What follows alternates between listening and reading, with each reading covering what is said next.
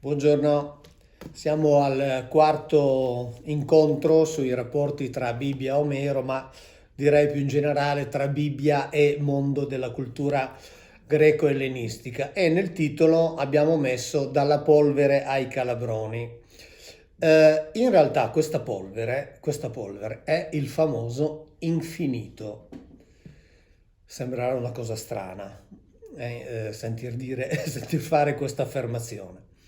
Ma questa affermazione la fa Giovanni Semerano, che è uno dei filologi più apprezzati, direi in senso assoluto, membro anche dell'Istituto Orientale di Chicago, autore di una opera veramente monumentale sulle origini della cultura europea, e lui in questo suo libro, L'infinito, un equivoco millenario, mette in evidenza un concetto che dal mio punto di vista è fondamentale. Il concetto è quello che è necessario rivedere, rileggere la cosiddetta cultura antica alla luce di nuovi parametri, perché noi l'abbiamo sempre letta, e così ci viene insegnata, come diciamo sulla base di quel pensiero che poi è diventato il pensiero dominante dopo il nuovo platonismo, quindi sulla base del pensiero metafisico, sulla base del pensiero filosofico inteso sostanzialmente come massima espressione del pensiero teorico.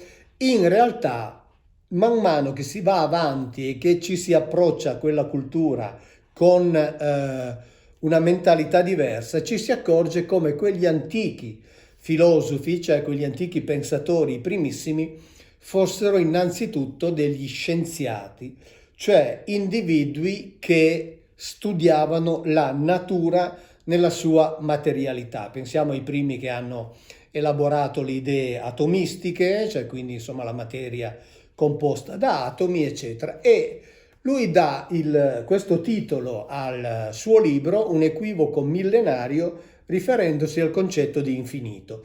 E lui lo riprende proprio da quello che la filosofia insegna sui primissimi pensatori, quindi Talete, Anassimandro, eccetera, e riferendosi proprio ad un termine greco che è l'apeiron, che da sempre viene indicato come rappresentazione dell'infinito, che starebbe all'origine del tutto. Ecco, Semerano invece dice no, l'apeiron è tutt'altra cosa. Dice che Talete poneva l'acqua all'origine di tutto e dice poi preannuncia il limo e poi la polvere, la terra. E anche l'Elohim ne fa, ed ecco il collegamento con la Bibbia, ne fa materia della creazione nel plasmare Adamo, ebraico Adam. Talete e Anassimene diranno gli astri terrosi, consapevoli di quella terra cosmogonica. Nessuno sospettò che l'esito di quell'acqua evaporata, lasciando polvere, terra creatrice, fosse, come vedremo, il misterioso apeiron di Anassimandro.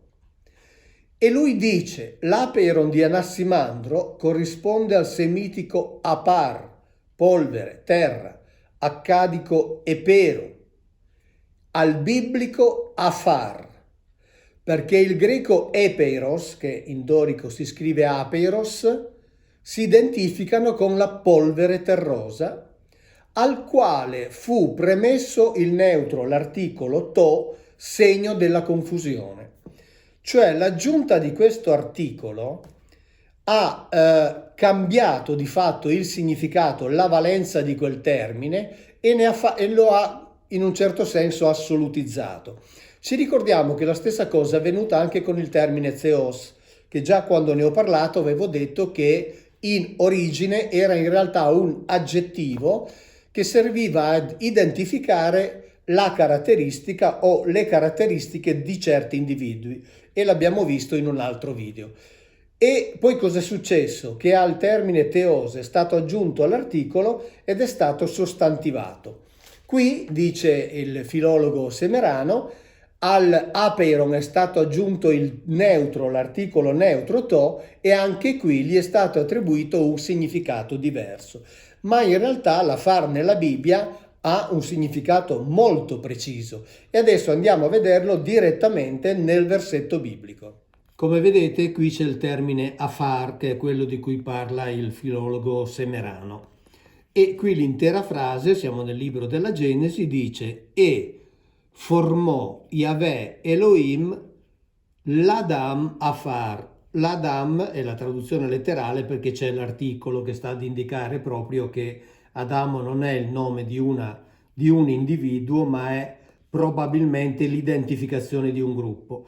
E poi c'è l'Adam afar, e nelle traduzioni normali c'è scritto: e Dio creò Adamo con la polvere. In realtà il con non c'è, quindi l'Adam afar è come se fosse una definizione di un particolare tipo di essere vivente, e l'afar rappresenta proprio quella materia cui fa riferimento il filologo Semerano che abbiamo visto. Ecco, avete visto? Quindi la concretezza che Semerano ha rilevato anche nel concetto espresso dal pensatore Anassimandro, che a questo punto io tenderei a chiamare più scienziato che non filosofo, anche se ovviamente in quanto filosofo amico della conoscenza di per sé non è che sia in contrasto con la definizione di scienziato, ma noi tendiamo a pensare alle due figure in modo diverso, quindi lo chiamerei scienziato.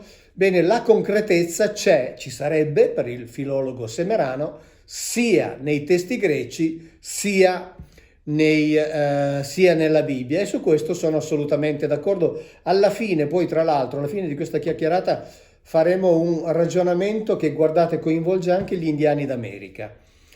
Vi avevo quindi questo come concetto generale per capire che i testi antichi, se rivisti in una luce nuova, ci rivelano cose diverse e direi per certi aspetti sicuramente molto più concrete, ma anche più affascinanti.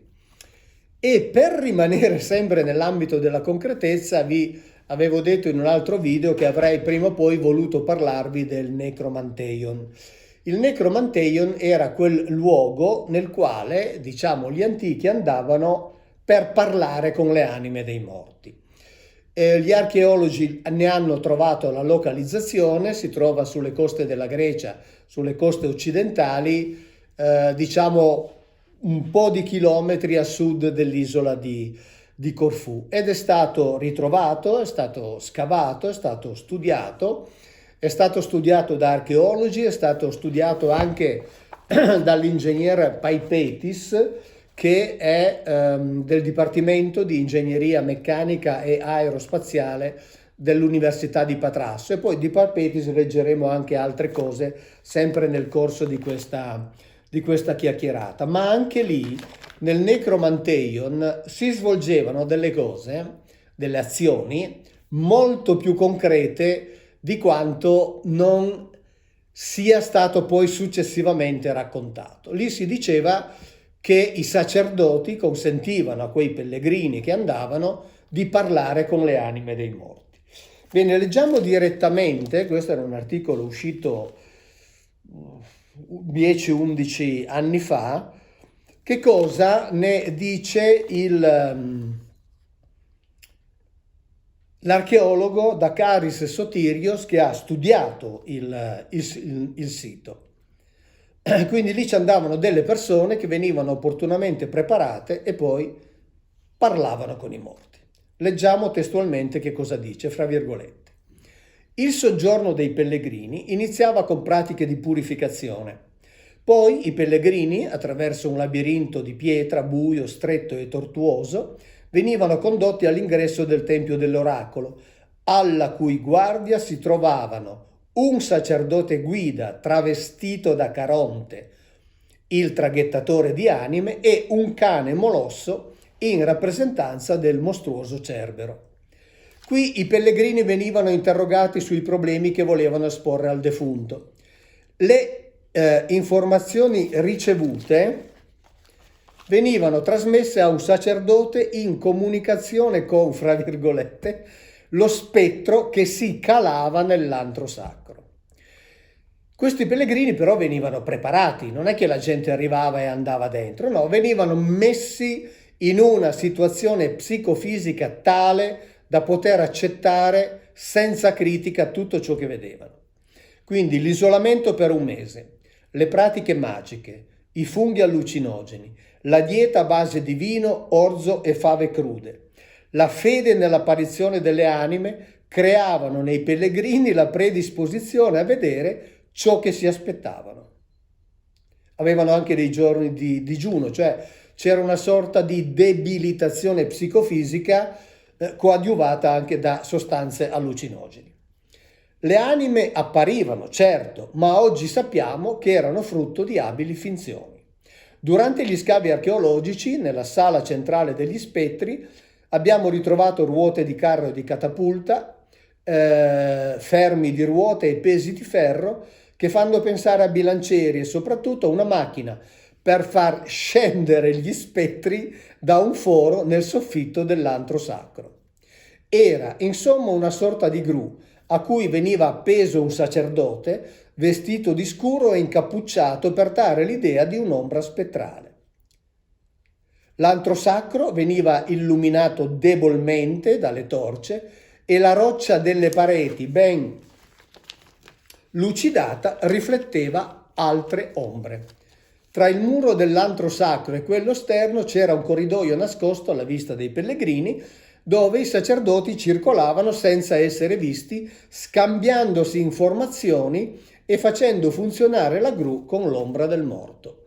Cioè prendevano informazioni sul pellegrino, poi attraverso tutti questi sistemi creavano appunto una situazione all'interno della quale il pellegrino era convinto di parlare con il morto e quando usciva aveva l'obbligo di non dire nulla, pena addirittura la morte.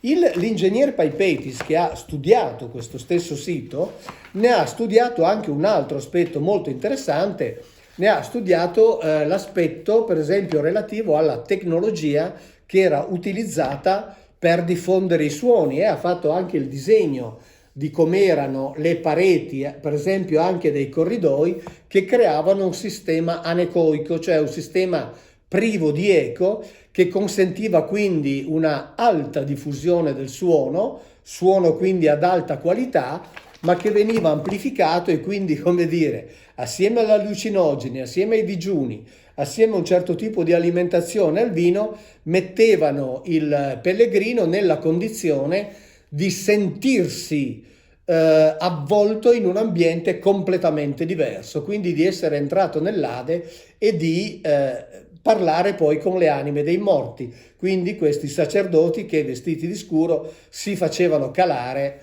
e diciamo così ingannavano le persone. Questa cosa avveniva anche in Egitto, dove i sacerdoti egizi ingannavano i pellegrini, i fedeli, utilizzando per esempio delle macchine idrauliche attraverso le quali facevano pensare che gli dei si impossessavano di certe statue e quindi le facevano muovere. Pensiamo ai lavori di Filone di Bisanzio, di Ctesibio, poi più tardi di Erone di Alessandria, quindi come dire era veramente un sistema attraverso il quale la casta sacerdotale che possedeva certe conoscenze riusciva a ingannare i fedeli, a ingannare i pellegrini e a far credere loro ciò che loro volevano credere. Quindi per certi aspetti era un po' anche aiutarli psicologicamente, perché se ti fa piacere credere una cosa e io te la faccio credere, tu alla fine stai bene. Quindi sto bene io, fra virgolette, io sacerdote che faccio il mio mestiere, stai bene tu che ti sei sentito dire le cose che ti piaceva sentirti dire. Quindi in realtà siamo di fronte ad una tecnologia che l'ingegner Paipetis mette in evidenza molto molto bene e lui lo fa parlando per esempio di Efesto. Efesto, lo sapete, era quello degli dei che si occupava della lavorazione dei metalli. Ne abbiamo già parlato quando ho parlato del re dei Feaci, quindi della dimora che Efesto gli aveva costruito e che era fatta in un modo particolare, tra l'altro custodita da dei cani che, dice il testo omerico, non invecchiavano e non morivano mai, cioè erano dei cani, dei guardiani tecnologici. E in effetti l'ingegner Paipetis dice che in Efesto era un ingegnere progettista nel moderno valore della parola, un ingegnere progettista. E dice, e in effetti le strutture meccaniche che lui ha costruito devono essere soggette ad un'analisi condotta con i moderni strumenti di analisi, con i moderni strumenti numerici, con i computer, con i codici, come per esempio certe cose che lui ha realizzato, come lo scudo di Achille, lo scudo di Aiace, oppure per esempio come l'egida, che era quel particolare strumento di difficilissima interpretazione che veniva utilizzato variamente, perché veniva utilizzato per esempio da Atena, veniva utilizzato da Apollo, ma anche qui si dice, per esempio nel libro secondo dell'Iliade, si dice dell'egida che non invecchia e che non muore. E questa egida però appunto produceva degli effetti molto particolari perché per esempio Apollo la utilizza davanti al muro degli Achei e dice Apollo davanti con l'egida venerata abbatté il muro degli Achei senza fatica come un bimbo la sabbia sulla riva del mare. Ora questo fa venire in mente per esempio l'utilizzo dell'Arca dell'Alleanza che, racconta la Bibbia, sarebbe stata utilizzata per abbattere le mura di Gerico, dopo averla fatta girare per 7 giorni appunto attorno alla città. Quindi siamo di fronte a strumenti che, come dice l'ingegner Paipetis, ripeto, del Dipartimento di Ingegneria Meccanica Aerospaziale dell'Università di Patrasso, dice vanno analizzati con strumenti moderni. Perché lui dice più avanti, tra l'altro, fa un'affermazione che è molto importante, dice ci sono tutta una serie di indicazioni che agli occhi degli specialisti dimostrano che potenzialmente esistevano nella preistoria civiltà tecnologicamente avanzate. Quindi lo dice un ingegnere, esistevano nella preistoria civiltà tecnologicamente avanzate. La Bibbia ce ne dà conto, i poemi omerici ce ne danno conto, adesso vediamo alcune altre cose fatte da Efesto, ma questo è importante perché? Perché ci fa capire che se noi leggiamo questi libri in una luce diversa, scopriamo delle cose che sono sempre state nascoste e rimaniamo in quella situazione in cui si trovavano già 2000 anni fa, quando Filone di Biblos scriveva: i nostri orecchi, abituati fin dall'infanzia alle loro invenzioni, cioè alle invenzioni allegoriche, metaforiche, simboliche, misteriche dei sacerdoti, quindi fin alle loro invenzioni e martellati ormai da tanti secoli da queste fantasie, custodiscono quasi come un deposito la materia favolosa trasmessa da queste favole che essi hanno appreso, così come ho già detto dall'inizio.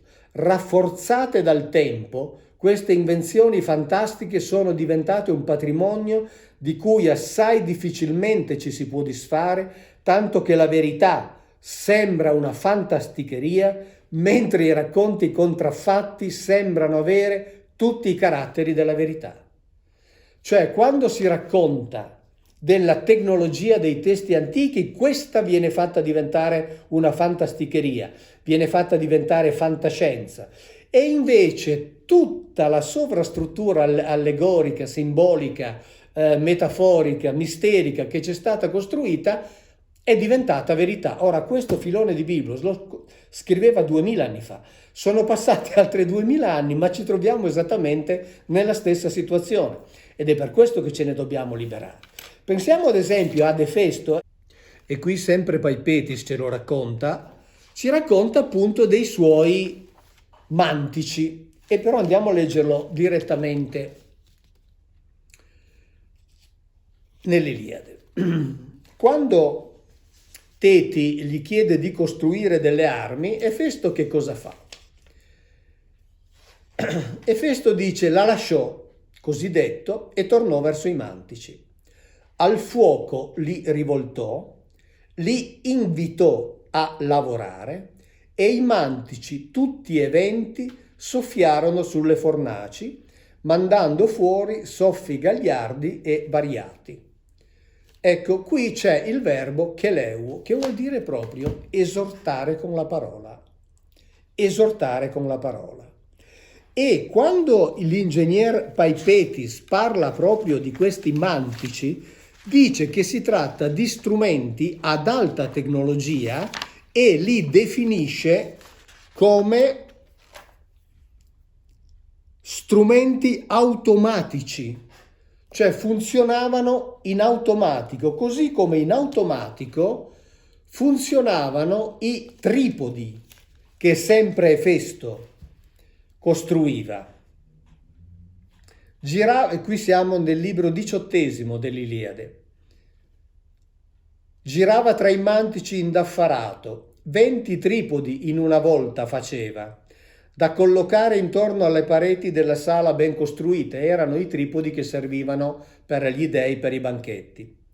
Ruote d'oro poneva sotto ciascun piedistallo, perché da soli entrassero nell'assemblea divina, poi tornassero a casa, meraviglia a vedersi. Quindi Efesto costruiva delle apparecchiature automatiche e qui dice l'ingegner Paipetis che queste apparecchiature vanno studiate da specialisti. È esattamente ciò che bisogna fare con i testi antichi.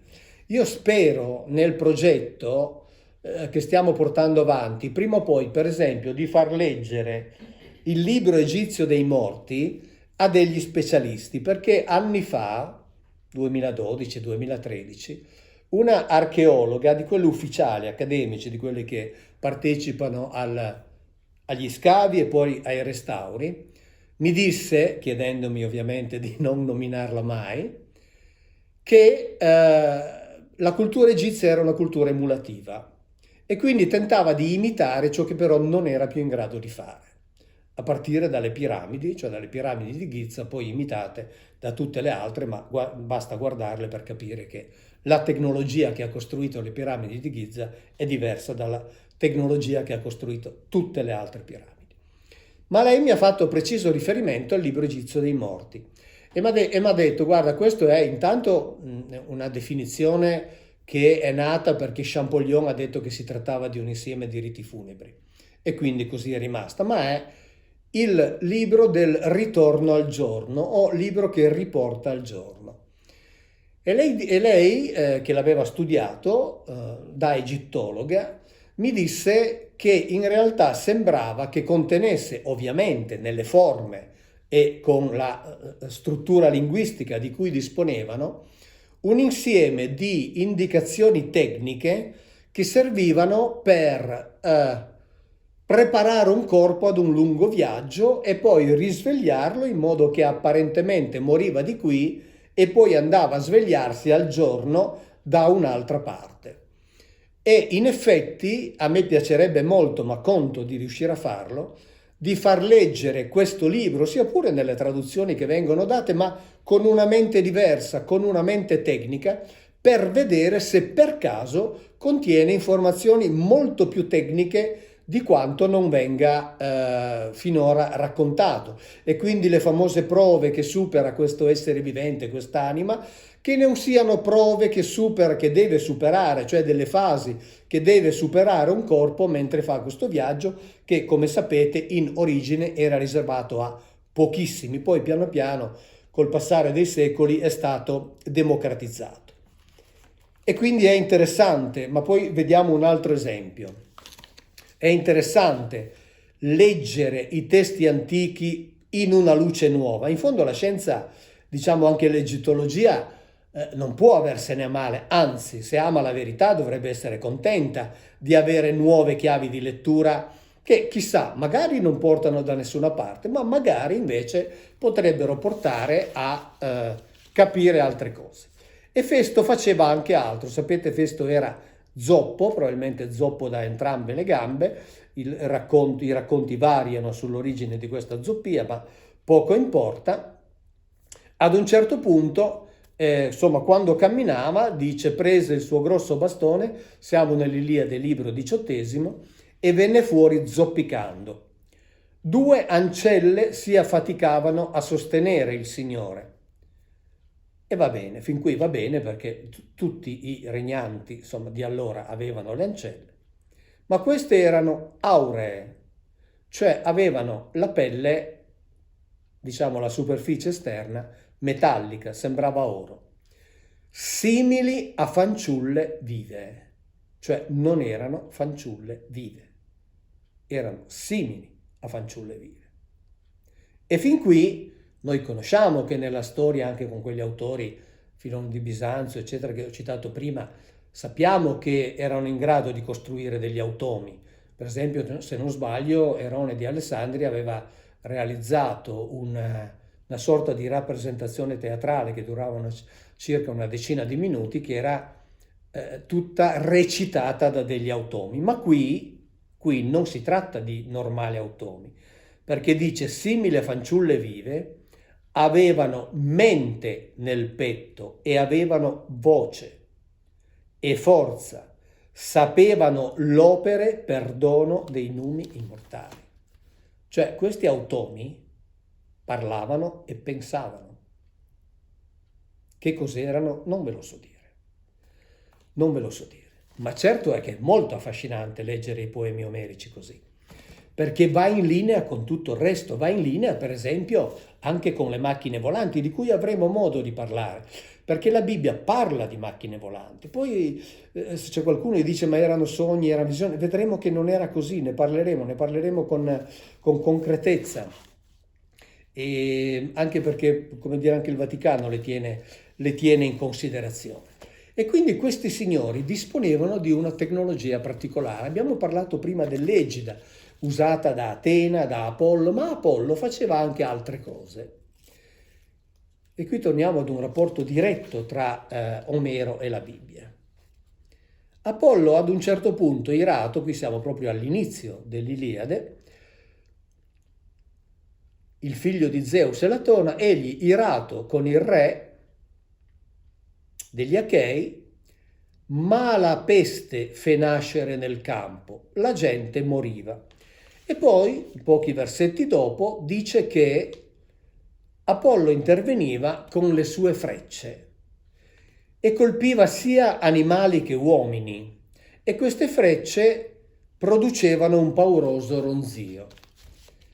Ora, questa è ovviamente la descrizione fatta con gli strumenti linguistici di cui disponeva chi ha scritto questi versi. Però questa cosa qui richiama una azione fatta da Yahweh. Chi ha visto i video che ho fatto su Michael ricorderà che in uno ho parlato della sovrapposizione tra Michael e Apollo. Proprio la sovrapposizione anche dei luoghi di culto, come per esempio nell'isola di Simi o per quanto riguarda i territori dei Celti che adoravano un dio che poi viene identificato con Apollo. E avevo detto, come degli studiosi sostengano che Apollo è un dio di origine semitica, cioè non è nato in Grecia, quindi è nato, diciamo così, in Medio Oriente e poi arrivato in Grecia. Bene, Yahweh fa un qualcosa di simile, cioè produce in quelli che sono i suoi nemici un effetto, come qui c'è scritto mala peste, un effetto molto simile. Siamo nel libro del Deuteronomio, nel capitolo 7 al versetto 20 si dice, leggiamo nella traduzione letterale come al solito delle edizioni San Paolo: e anche il calabrone manderà Yahweh Elohim tuo contro loro fino a perire i restanti e gli essenti nascosti da facce di te. Cioè il popolo di Israele ha paura perché sa che deve combattere con eserciti che sono potenzialmente più forti di lui, e esprime questo suo timore e Yahweh dice: non preoccuparti, tu combatti. Se qualcuno di loro rimane vivo o si nasconde, ci penso io. E qui si dice che manda i calabroni. In ebraico calabrone è Dabur e ape si dice Deborah. In realtà in ebraico c'è il termine zirah, che è singolare. Il termine zirah lo vediamo in alcuni dizionari, per esempio questo è un dizionario dell'Istituto Pontificio, che è dall'ebraico in latino, dove il termine zirah e la radice zarà rimanda alla lebbra, all'essere affetto da lebbra, quindi ad una affezione della pelle che produce una grave prostrazione. Poi chiaramente si dice anche calabrone perché calabrone è un qualcosa che colpisce la pelle, no? E produce dei danni sulla pelle. Ma tutti noi capiamo che pensare che Dio mandi dei calabroni a pungere in modo selettivo i nemici diventa particolarmente ridicolo, tant'è che quest'altro dizionario, parlando della radice originaria di zirah, dice buttare a terra, indurre alla prostrazione, cioè è un qualcosa che ti fa stare talmente male che non ti alzi più, cioè arrivi sino alla morte. E poi di nuovo alla radice zarà dice essere colpito dalla lebbra. Quest'altro dizionario dice una cosa leggermente diversa, ma la sostanza è sempre uguale. La radice zarat, per esempio, la radice zirà dice che si riferisce ad una sorta di panico generale, cioè quindi ad un qualcosa che si diffonde presso la gente, presso la folla. Ma la radice rimanda anche alla malattia della pelle, affezione cutanea, e dice che è un nome generico, probabilmente non significa lebbra, qui tendono più per lebbra, qui no, ma come vedete questa è sempre la solita difficoltà nel tradurre i termini antichi, ma ciò che conta è che si parla di un'affezione della pelle. Quindi da un lato abbiamo Apollo che colpisce producendo un'affezione della pelle, dall'altro abbiamo Yahweh che colpisce producendo un'affezione della pelle. E quindi ci viene da dire di che tipo di tecnologia disponevano. Purtroppo chi ha scritto questi racconti, magari perché li ha sentiti raccontare, ha dovuto necessariamente raccontarli con i termini di cui disponeva. Ma la cosa non è nuova. Se noi pensiamo ad esempio agli indiani d'America, come chiamavano il cavallo, il treno? Lo chiamavano cavallo di ferro. Perché? Perché loro disponevano come mezzo di trasporto del cavallo e quindi quando nella seconda metà del 1800 la Union Pacific ha cominciato a far attraversare gli Stati Uniti dai suoi treni, quello per loro era il cavallo di ferro, ovviamente. Ma prima ancora c'è un'altra informazione che è ancora più interessante, perché noi siamo abituati a vedere gli indiani a cavallo. In realtà gli indiani, gli indiani del Nord America, fino alla metà del 1500, usavano il cane. Non conoscevano l'utilizzo del cavallo. Chi è che gliel'ha insegnato? Gli spagnoli. Quindi fino alla metà del 1500 loro non conoscevano il cavallo e l'utilizzo del cavallo. Quando sono arrivati gli spagnoli, loro hanno cominciato a chiamare il cavallo il cane grande dell'uomo bianco. Con degli altri termini lo chiamavano il cane misterioso, oppure ancora, per esempio, se non mi sbaglio, nelle tribù dei Sioux lo chiamavano il cane daino. Ora noi proviamo a fare un passo indietro, proprio per fare un ragionamento preciso sui testi che abbiamo qui di fronte. Supponiamo di non conoscere questa storia degli spagnoli che hanno fatto conoscere l'utilizzo del cavallo agli indiani d'America, eccetera. E supponiamo di entrare in contatto con una loro tradizione che ci parla di un cane daino. Se noi applichiamo a quella tradizione magari troviamo un testo che parla di un cane daino, oppure un racconto orale. Se noi applichiamo a quella voce cane daino le categorie interpretative che applichiamo a questi testi, cioè quindi con la nostra mentalità, allora che cosa arriviamo a dire? Arriviamo a dire che siccome gli indiani avevano il cane come mezzo di trasporto, ma sappiamo che il cane non è efficacissimo, allora che cosa hanno fatto? Lo hanno mitizzato, cioè hanno creato una figura mitologica del cane daino, quindi una figura mitologica che non esiste, è frutto di pura fantasia, è una favola. Hanno creato questa immagine totemica del cane daino e quindi poi cominciamo a dire che adoravano il cane daino, eccetera. No, no, il cane daino esisteva, era il cavallo, ma loro lo chiamavano così. Lo chiamavano così perché non avevano il termine per identificare il cavallo e quindi era il cane daino, cioè un cane grande. Allora, di qui si capisce quanto sia interessante provare a leggere in modo concreto e liberarci dall'idea che ogni volta che c'è un certo termine che per noi, come dire, è difficoltoso, immediatamente lo facciamo diventare un termine religioso, un termine cultuale, un termine che rimanda a chissà quali concetti mitologici, mitici, allegorici, no. Proviamo a pensare che siccome non avevano tanto tempo da perdere e scrivere era molto faticoso e costoso, proviamo a pensare che quando scrivevano una cosa volessero rappresentarci una realtà concreta, ma erano costretti a farlo con gli strumenti linguistici di cui disponevano. Avremo modo di parlarne più avanti, ma quando Zaccaria parla di un cilindro volante, lo chiama Megillah. E Megillah, sapete che cos'era? Il rotolo dei loro libri. Poi lui ne descrive anche le dimensioni e si capisce subito che non è, ma ne parleremo. Era solo per dire che quindi quando si parla di Zirà, purtroppo non abbiamo idea di che cosa con esattezza volessero dire. Certo che calabroni è un modo per dire un qualcosa che punge la pelle e produce degli effetti. Così come la Megillah che vola non è il rotolo di un libro che vola, ma è un oggetto di certe dimensioni, ma lo vedremo perché è un discorso molto interessante. Perché il discorso delle macchine volanti nella Bibbia c'è e quindi vale la pena effettivamente di affrontarlo, anche perché lo stesso Vaticano li chiama così, li chiama res inexplicate volantes. Ma prima ho fatto l'esempio degli indiani e quindi del cane daino, ma per rimanere in questa capacità e volontà di comprensione dei testi antichi, veniamo in tempi più vicini a noi.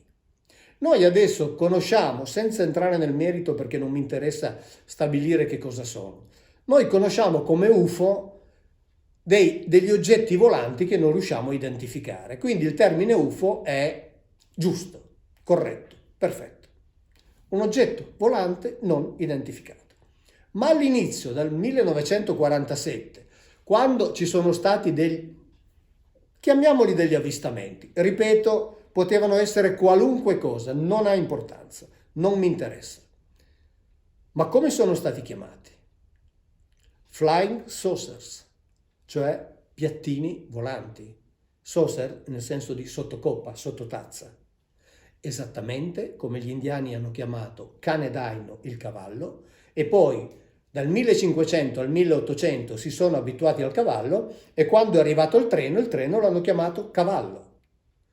I primi che hanno visto queste robette volanti l'hanno chiamati piattini perché non avevano il termine per definirli. Poi il termine, come dire, non ce l'abbiamo neanche ancora oggi, ma questo per dire che è la modalità con la quale noi definiamo delle situazioni per le quali non abbiamo ancora i termini esatti per qualificarle in un modo specifico. E quindi questo è importante. Quando ci rivolgiamo a testi come Omero, la Bibbia o altri testi antichi, proviamo a fare finta che. Cioè io veramente rivendico il diritto, ma anzi col passare degli anni rivendico il dovere di fare anche questo tipo di lettura. E la scienza vera deve aver piacere che si faccia questo tipo di lettura, perché è un altro cammino che si può aprire e che in effetti mano a mano che viene percorso ci rivela delle cose sempre più interessanti, sempre più affascinanti e sempre più concrete, ma ci torneremo sopra. Quindi grazie, ciao, ricordate il cane daino e leggete l'Iliade e l'Odissea alla luce di questa indicazione. Ciao, grazie e alla prossima.